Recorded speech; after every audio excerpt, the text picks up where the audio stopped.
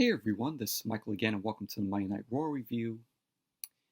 And Monday Night Raw tonight, of course, was from the Performance Center in Orlando. And we are a week away from SummerSlam. And Monday Night Raw tonight, I thought it was an okay show. It wasn't insufferable, wasn't terrible. It was an okay show. But tonight, we saw Asuka versus Bayley, and if Asuka won, she would get to face Sasha for the Raw Women's Championship at SummerSlam. So we had that tonight. We saw, of course, the failure known as Raw Underground in its second week, which was terrible as always. And we also saw Seth Rollins versus Humberto Carrillo. Yeah, we all know the outcome of that match. We saw Bianca Belair versus Zelina Vega. And in the main event, we saw Randy Orton versus Kevin Owens. But overall, Monday Night Raw, like I said, was an okay show. Wasn't terrible. But let's get right into the review. So as Monday Night Raw opened up, of course, we got a graphic of Kamala, because yesterday we lost another legend in the wrestling world, and that was Kamala. And didn't watch, a lot of Kamala's matches, but I know who Kamala is. But Kamala ended up passing away yesterday. Very sad, losing another legend in the pro wrestling world. So, but rest in peace, Kamala. Thoughts go out to his family. But, we had a graphic open up with Kamala, on it. And then we went right into the Performance Center, and it kicked off with Samoa Joe in the ring. Samoa Joe was shown in the ring. He was the moderator for the contract signing between Seth Rollins and Dominick Mysterio. That's for their match at SummerSlam. And Samoa Joe ended up saying that this contract signing is a bit different because one of the competitors, of course, that was Dominic, will be signing a contract. And Dominic ended up signing the contract, and it makes him, of course, a WWE superstar. So Samoa Joe ended up introducing Seth Rollins first. Seth Rollins made his way out, came out with Buddy Murphy. And we had Dominic end up coming out, and Byron Saxton on commentary ended up saying that Joe must avoid a physical confrontation with Seth Rollins tonight if Joe wants to keep his job. Of course, because Joe was not medically cleared to compete, so that's why he's been doing commentary. And he must avoid he must have avoided the physical confrontations with Rollins because of what excelled last week.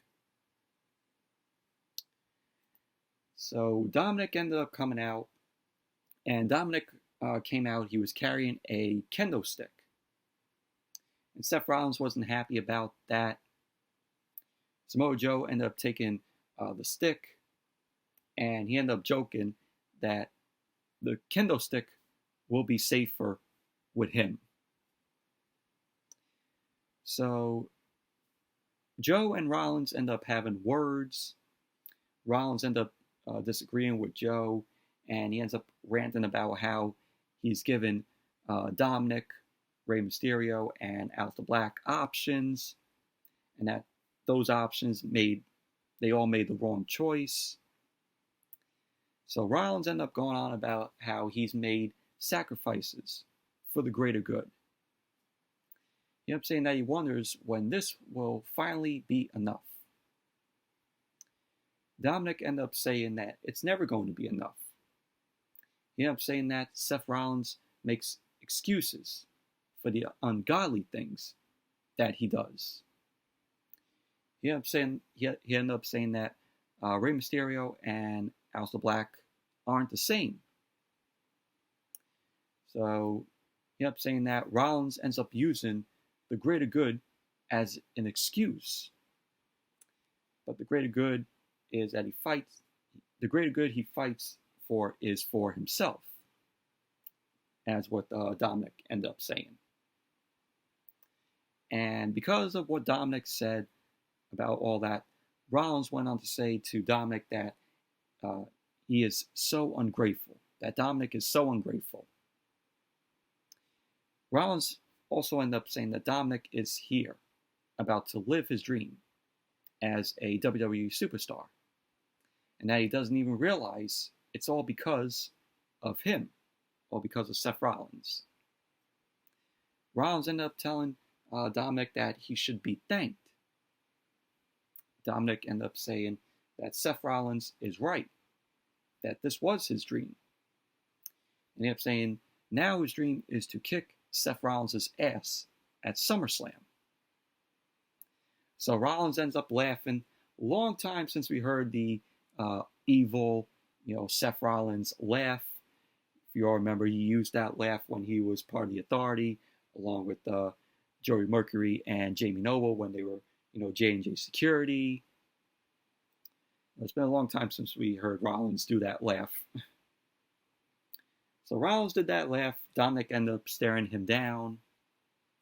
Rollins ended up saying that we all know Dominic wouldn't last seconds in a match with him. He ended up saying that he's the best wrestler of his generation. And he says he's going to do Dominic a favor. He ended up saying that since Dominic seems handy with holding the kendo stick, he can bring that or any other tool in the toolbox to SummerSlam. So Seth Rollins ended up saying that he wants there to be no excuse for Dominic or his family when he ruins Dominic's career. So both Rollins and Dominic end up signing the contract, and Dominic also ended up signing the contract, making him a WWE superstar. So Rollins ended up congratulating Dominic, and he calls for an applause for Dominic because he is the newest WWE superstar. So then Rollins ends up telling Dominic to get the hell out of the ring. And he ends up telling Dominic to take a seat and take notes. What he's forcing him to do in 2 weeks at SummerSlam. So Rollins then had a match with Humberto Carrillo. Yeah, so after the commercial break, we had Seth Rollins versus Humberto Carrillo. And if you know a match that has Humberto Carrillo in it, you know he's going to end up losing. But Seth Rollins ended up winning in the stomp to Humberto. So, Seth Rollins ends up winning. Post-match, you had Buddy Murphy then attack Dominic at ringside, ends up stomping away at Dominic. Buddy Murphy ends up rolling Dominic in the ring, and both him and Seth Rollins double team on Dominic. And Dominic ended up avoiding the stomp from Seth Rollins, and Rollins and Buddy Murphy got the upper hand on Dominic again, because when Dominic ended up avoiding the stomp from Seth Rollins, Dominic ended up punching away at Rollins, and that's when the double team happened again between Seth Rollins and Buddy Murphy, double teaming on Dominic. So Buddy Murphy then end up bringing the kendo stick in the ring. And he has the kendo stick in hand. He ended up hitting Dominik with the kendo stick. And Buddy Murphy then ended up ripping Dominik's shirt off.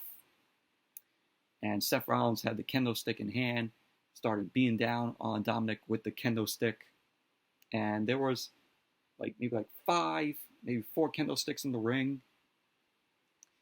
So we had Buddy Murphy and Rollins working on Dominik with the kendo sticks, and they were beating him down. Dominik was all bruised with the kendo stick shots on his body. There was marks on the side of his body. So then Rollins and Buddy Murphy end up trapping Dominik in the ring ropes. So Dominik couldn't move. He was trapped there. And so Buddy Murphy and Seth Rollins end up continuing the beatdown with the kendo sticks in their hands on Dominik. They were pretty much batting down Dominik. Dominik still had welts and marks from the kendo sticks, from the kendo stick shots. So Seth Rollins was taunting Rey Mysterio in the camera. So then Buddy Murphy was delivering the kendo stick shots to Dominik's back on the floor. And while Dominik was laid out, Seth Rollins was trying to go for the stomp, but he ended up stopping because Dominik was passed out. And so basically that was that.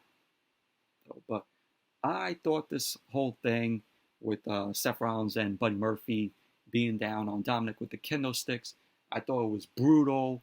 It was crazy how Dominik was taking those kendo stick shots with him being trapped in the ring ropes, and then just being just trapped there taking those shots from the kendo sticks. That was crazy. He saw those shots really good, Dominik. But I really enjoyed it. I really liked it. It was, holy shit type television. And I thought the whole contract signing between Seth Rollins and Dominik, it was okay. I have to say, Seth Rollins and Buddy Murphy hitting Dominik with the kendo stick shots to Dominik. I thought that was better than the contract signing. So, moving on, we had Zelina Vega and Andrade and Angel Garza. They end up making their way down to the ring. Zelina Vega ended up taking the mic, and she ended up dismissing the idea that she had Montez Ford poisoned last week. She ended up saying that she had nothing to do with it. And she ended up asking what kind of manager would she be if she ruined the title shot for Andrade and Angel Garza, her clients, at SummerSlam. So Zelina ended up saying that Bianca Belair could learn a lot from her. She ended up going on and she ended up saying that she had nothing to do with the poison of Montez Ford. But she ended up saying that she will have everything to do with the title change at SummerSlam. And pretty much WWE ended up not speaking about the Bianca Belair and Zelina Vega Twitch thing that happened on Zelina Vega's Twitch stream, which happened over the weekend, where Zelina Vega was live on her Twitch stream. Kayla Braxton was live with her, and one of Zelina's family members, I think it was her cousin, was there, and they opened the door.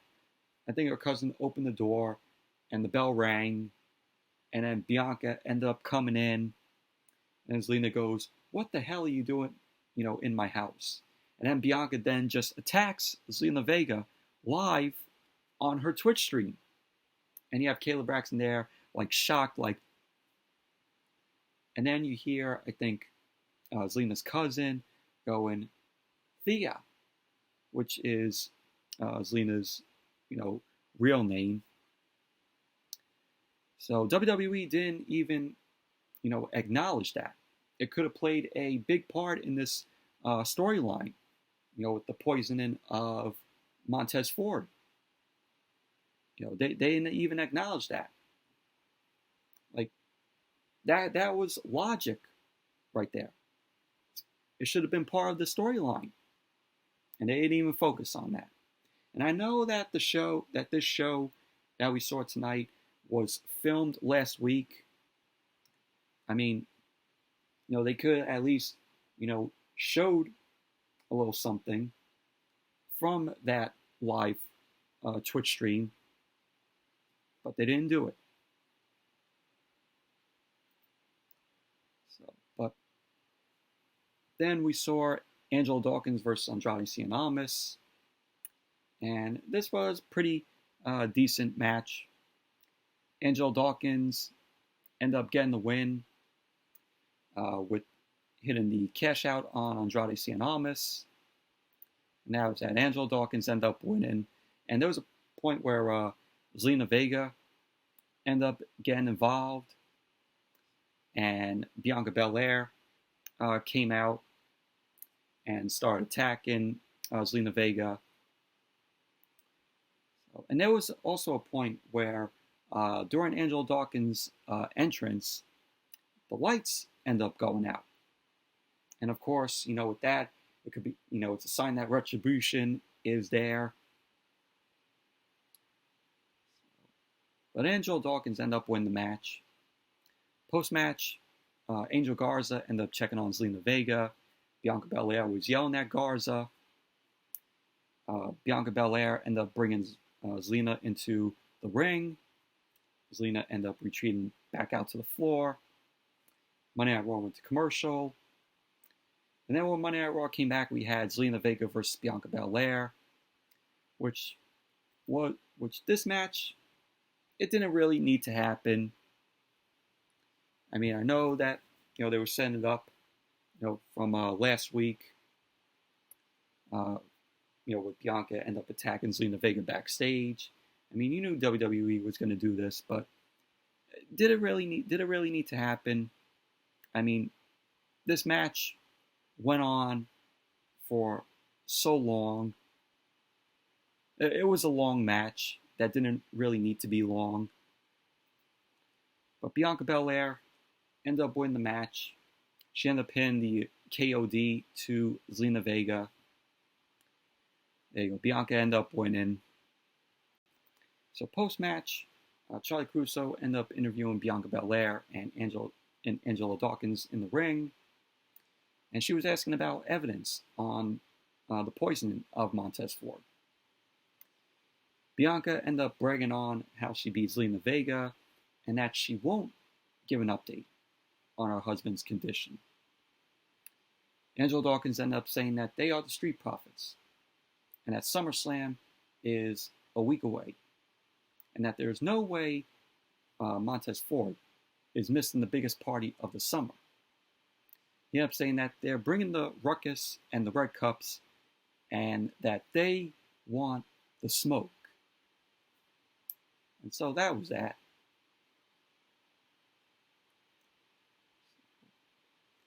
And then we had the VIP lounge.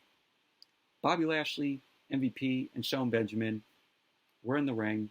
And MVP just signed a contract, a new, I think, 1 year or multi-year contract with WWE, from what I've read.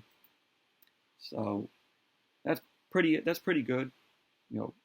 Hopefully, he just stays as a manager for both Bobby Lashley and Shelton Benjamin. I don't want to see MVP in matches. I don't want to see that. Just have him just be a manager, keep him out of the ring, keep him out of having matches. But MVP ends up saying that this is a very different VIP lounge because he's not in the mood to pop bottles. He ended up saying that he and his colleagues would rather pop knees and ligaments. MVP ended up going on about how there is really a conspiracy in WWE. He ended up going on about how he's a world-class competitor and how he is supposed to win titles in these unsafe working conditions. MVP ended up blaming the lighting issues that happened last week on Apollo Crews. And he ended up saying that the lights ended up beating him last week. What? The lights ended up beating him last week? I'm like, this is just the WWE explaining this, with MVP, just to get MVP to have another shot at the United States Championship against Apollo Crews. That's all that is. And they're blaming the loss that MVP took last week on lighting issues. Apollo Crews won the match fair and square, and he became the real United States champion. So MVP ended up wondering where Apollo is, and Apollo Crews ended up coming out. Apollo Crews ended up dismissing MVP's complaints. He ends up bragging about, walking around with the United States Championship that MVP had created. MVP ended up saying that all Apollo Crews does is make bad decisions. Apollo Crews ended up saying that he's allowed to make bad decisions because he's a bad man. Which, that was kind of cringe when Apollo ended up saying that. So, Apollo Crews was outside of the ring, and he says that the only lights going out at SummerSlam will be MVP's. So MVP ended up ordering Bobby Lashley and Shelton Benjamin to attack Apollo Crews. Apollo Crews ended up running in the ring and sent MVP out with Bobby Lashley and Shelton Benjamin. Apollo Crews then ended up picking up the VIP lounge couch, and he ended up tossing it out of the ring. And so that was that.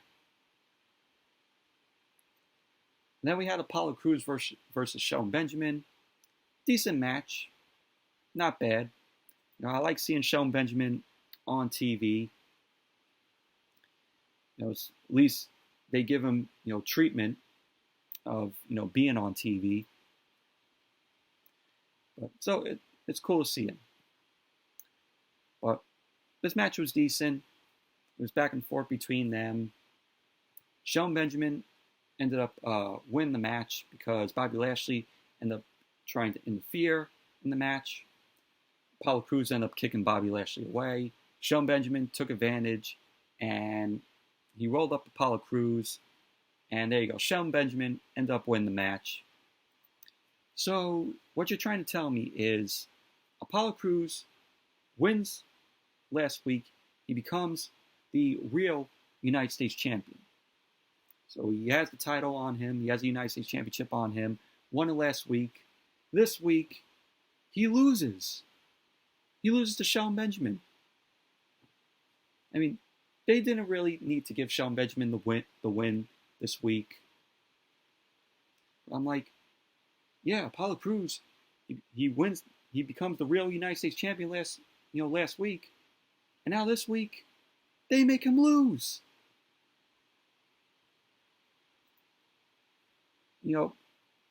Shelton Benjamin shouldn't have won the match.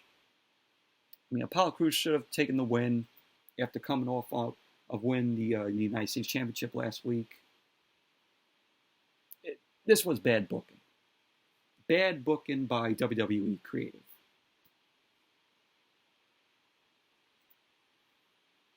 So overall, decent match between Apollo Crews and Shelton Benjamin. Post-match, Bobby Lashley ended up getting in the ring. He tried to go for the full Nelson on Apollo Crews, but MVP ended up calling Bobby Lashley off. MVP ended up saying that he needs Apollo Crews' help at SummerSlam so he can take the United States Championship from him. And MVP ends up telling Apollo Crews that he's looking out for him. So Apollo Crews ends up delivering a kick to MVP's head, and that was that.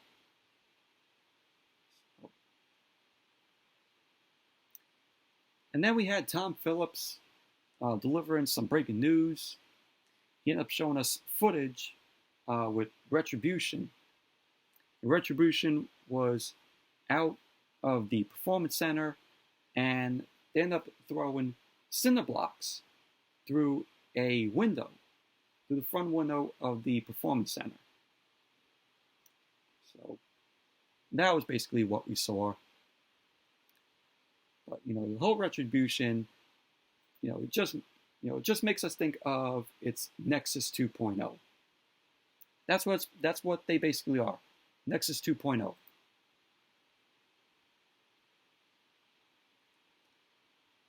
Like I said in my SmackDown review, I did kind of like the invasion that they did on SmackDown, where they came in. One of them had the chainsaw and started, ripping up the ring ropes with the chainsaw, spray painting the plexiglass. I mean, I did kind of like that though. But when you see Retribution, you see Nexus 2.0.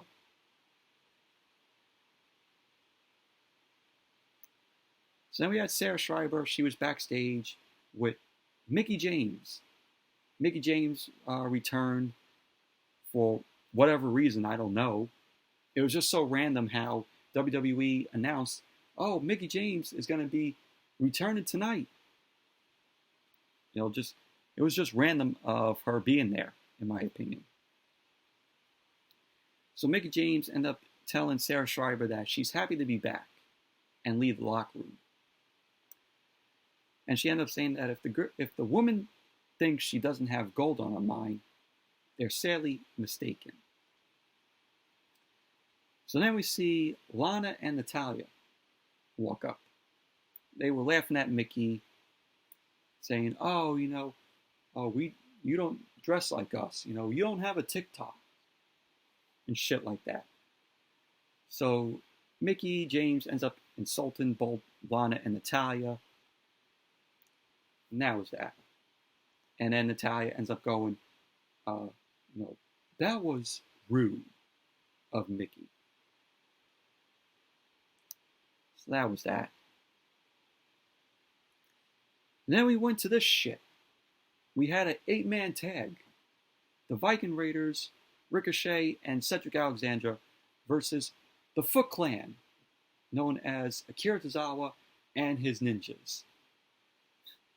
Why was this even on the fucking show?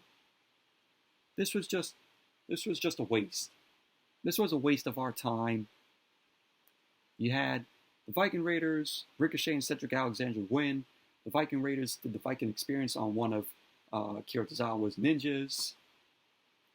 Who gives a shit? Who fucking cares? And then post-match, one of the ninjas was waving the referee down, and it was revealed that R-Truth was, one of the ninjas. He removed his mask. He ended up rolling up Akira Tozawa, and there you go. R-Truth is now a 38-time Jobber Ninja Turtle 24/7 champion. Oh god, this fucking garbage 24/7 title. Why is this title still on TV? IX, why? So then Charlie Caruso was backstage with Drew McIntyre. She was asking Drew McIntyre about last week's comments on Randy Orton, and that if he will have an eye on Orton's match tonight, which was against Kevin Owens. So McIntyre ended up telling Charlie Caruso that he wouldn't say something if he didn't mean it. He talked about Orton taking out other people, for self-preservation, to make sure he's on top of WWE for years to come. He ended up saying that he took the torch from Mick Foley years ago. McIntyre ended up saying that he promises to rip that torch from Orton's hand at SummerSlam, kicking him in the head as hard as he possibly can. McIntyre went on to say that Orton will realize that evolution just passed by. So Charlie Caruso then asks McIntyre, what happens if Kevin Owens happens to rip the torch from Orton? McIntyre ended up telling Caruso that if that's the case, he and Kevin Owens will be having a long talk about the future of Monday Night Raw. So that was that. Pretty decent promo from Drew McIntyre. Then we went to Peyton Royce versus Liv Morgan. This was short. Before the match started, the Iconics, Peyton Royce and Billie Kay, came out. They start running down on Ruby Riott and Liv Morgan, bragging about how they've been shaping their iconic futures and shit like that. Peyton Royce got the win because the referee ended up seeing Ruby Riott on the ring apron, and that led to a distraction to Liv Morgan.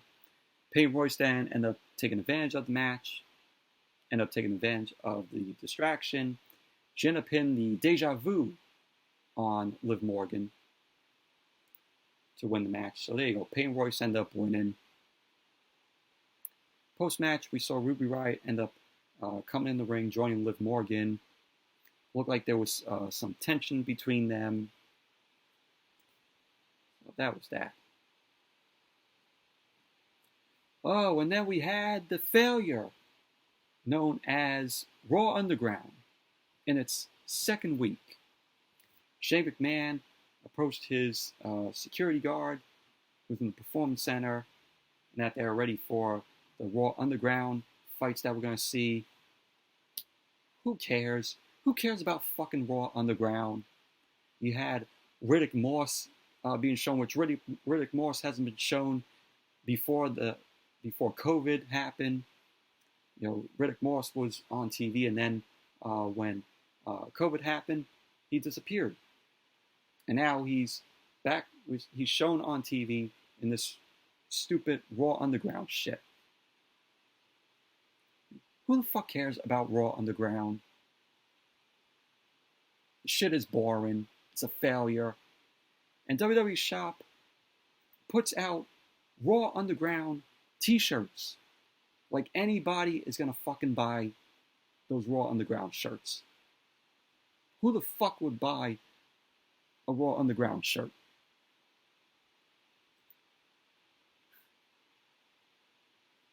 And then we went to Asuka versus Bayley. If Asuka wins, she gets to face Sasha for the Raw Women's Championship at SummerSlam. And this was a good match. This was a great match. It was back and forth between Asuka and Bayley.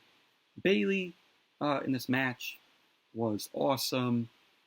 You know, it was coming from a Bayley fan.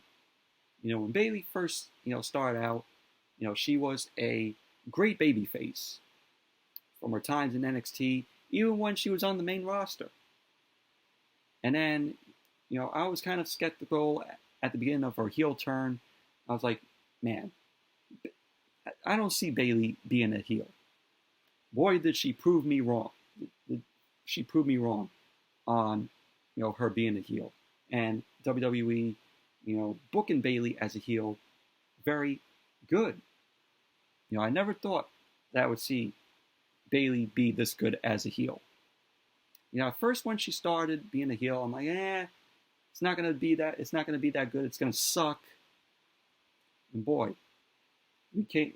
As soon as she got, more invested in this heel turn, she's good. She's great as a heel.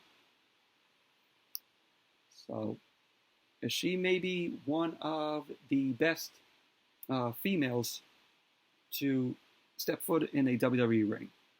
and she's the best thing going on WWE television, along with Sasha. Even though I'm not a huge Sasha fan, Bayley and her are making WWE television entertainment, and they're the only ones doing good in this whole shit of a women's division. They're keeping the women's division, afloat. They're the only two. So, but Asuka, she did really good in this match. But Asuka ended up winning the match. It was predictable. We all knew it. Asuka ended up locking in the Asuka lock on Bayley. So and we had Bayley mocking Kairi Sane's walk. And then that's when Asuka ended up dropping Bayley into the Asuka lock. Bayley ended up tapping out. So there you go. Asuka ended up winning the match. She now gets to face Sasha for the Raw Women's Championship at SummerSlam, which we all knew. It was predictable. Overall, great match between Asuka and Bayley. And then we went back to Raw Failure Ground, which, I didn't even pay attention to this shit. You had Dabba-Kato in there. Shayna Baszler also made an appearance here. She was taking down these females. Whatever about Raw Failure Ground. That's why I should call it Raw Failure Ground. So then we had the camera end up cutting into the parking lot. We saw Retribution, and a car was overturned. And the car was smoking, and they start jumping around the car like they just won something, like, they're jumping around like they won a prize at a carnival. And there is no way that these 5 people, 2 women, 3 guys, lifted the car just like that. What did they get? Braun Strowman? Did they get help from Braun Strowman to flip the car over? No way in hell that those 5 people flipped over a car like that.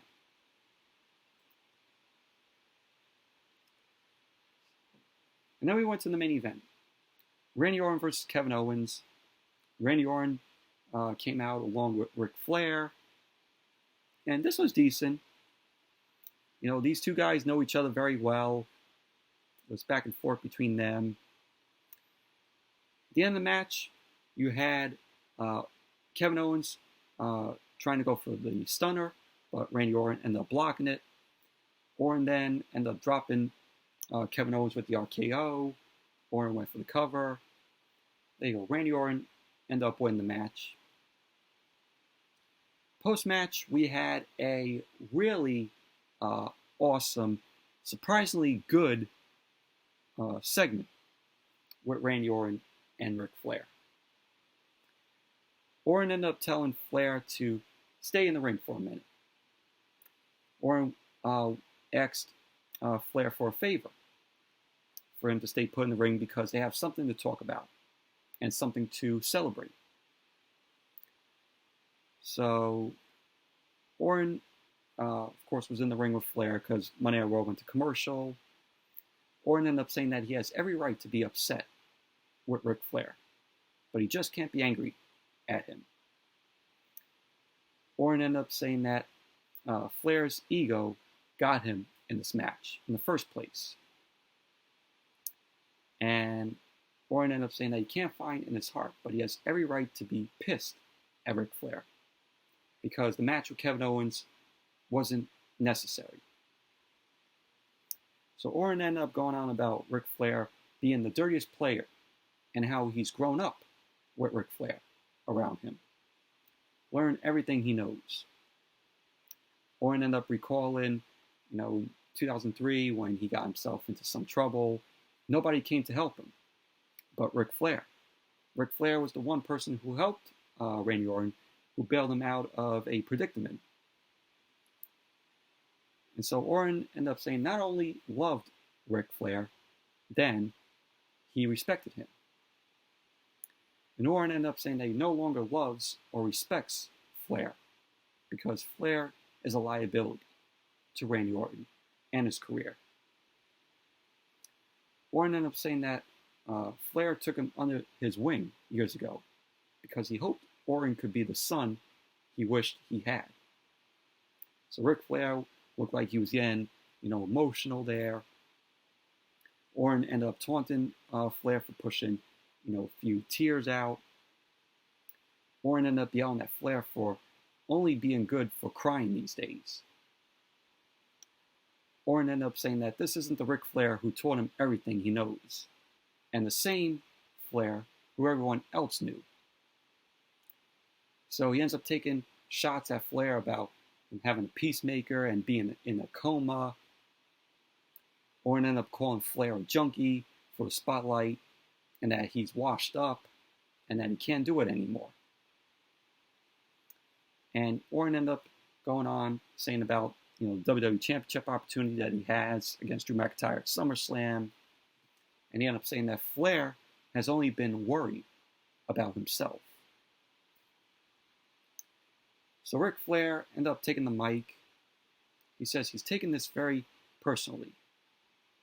And he wants to tell Orton about himself. Flair ended up saying that the old Ric Flair isn't here anymore. And that Randy Orton is right. Flair says yes, he does like the spotlight. And he likes to call Orton the greatest because he is. He said he wants to be a part of the spotlight. He's in his, 70s. Ric Flair is in his, 70s. So Flair ended up going on praising Orton and says he's here because he wants Randy Orton's approval. He wants to be there when Orton breaks his world title record. He doesn't want to see Orton break John Cena's record. He wants to see him break Flair's record. So Flair ended up calling Orton the greatest and saying that he doesn't want to be here with Orton. So Ric Flair ends up saying that he can't get mad because after the time that he spent in intensive care and in a coma, he woke up and all he wanted in life was to tell people he hadn't told that he loves them and to make sure everybody he loved knew how he felt. So Ric Flair ended up saying that he's not trying to take anything from Orton. He wants to be a part of his life. So Orton ended up tossing the mic from Ric Flair's hand, ended up grabbing him for a hug. Orton then ended up grabbing Flair again, and he whispered something in Ric Flair's ear. So Flair ends up turning his back. Orton low blows Flair. Flair goes down to the mat, and the lights start flickering again in the PC. Orton then stands over Ric Flair. He was looking down at Flair on the mat. Orton starts backing up into the corner, getting ready to hit the pump kick to Flair. And the lights go out for a second again in the Performance Center. So Orton ends up waiting for Ric Flair to get up. Orton ends up delivering the pump kick, and the lights go out again. We don't see Orton pump kicking Flair. So the lights came back on, and Flair was just laid out on the mat. So then we see Drew McIntyre rushing out. We had the WWE officials, WWE producer Adam Pearce come out. Medics came out. McIntyre ended up checking on Flair. McIntyre called Orton an evil son of a bitch. And so we heard the NXT stars and future development talents chanting shame at Randy Orton. And McIntyre ended up standing up, stares at Orton, and he was warning Orton that he will get what's coming to him at SummerSlam. So that's how Monday Night Raw went off the air. We just saw Orton and McIntyre staring back at each other. And that was that. But I really enjoyed this. This was absolutely good right here, this whole segment between Flair and Orton. Just really enjoyed it. Now is Monday Night Raw tonight. Overall, okay show. Wasn't terrible. But anyways, that's it for the Monday Night Raw review. Thank you all for watching. Hope you all enjoyed this review. And definitely give the video a thumbs up. Come subscribe. And until next video, which will be the Dynamite review. So until then, I'll see you all later.